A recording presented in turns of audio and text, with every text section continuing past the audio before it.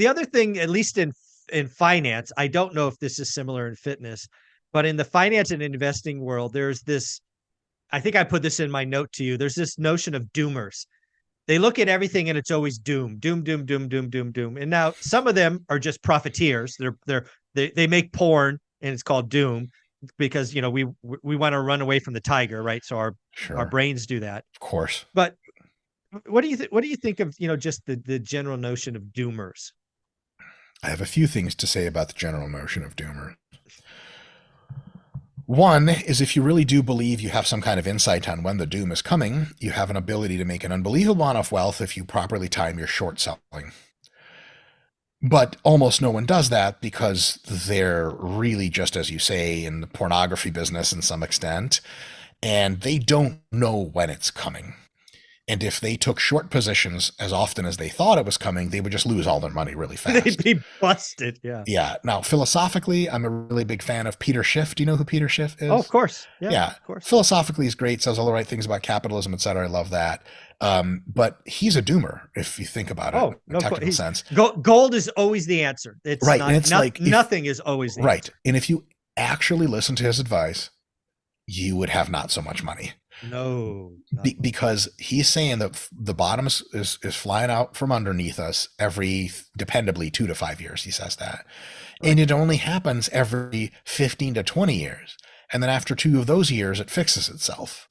One of the things to me that was really crazy when the 2007, 2008 financial crisis, I was a master's student at the time. And I honestly I was like, wow, financial crisis means something different in America in the modern age because there's no one whose food security has been messed with. No one's out of a place to live. And a couple of years later, I was training people in New York and they had the biggest fortunes they ever had. 2010, they were all back up to where they were. And it was like, okay, this is a very different understanding of crisis. A financial, what is the difference between a crisis and a dip? I don't know. There's no real, it's just all words as far as definitions are concerned. So yeah, the doomerism is, if you really were a doomer and you really had it figured out, you would just be short selling and making a killing. But you don't. So let's move on to the next thing. You are anxious and scared of the fact that wealth on a societal level will recede. And that's okay to be anxious and scared, but you also have to ask yourself, is this really the highest chance of occurrence? What is my best bet of what's going to happen? Now, if you look at all market performance, all investing performance through all of history, it looks like this egregious exponential curve into infinity.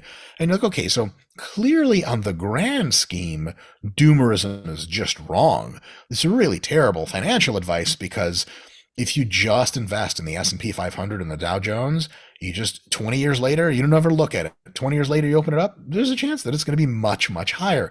And the longer you wait, the near certainty that it's going to be way, way, way higher. So doomerism from that perspective goes straight to hell.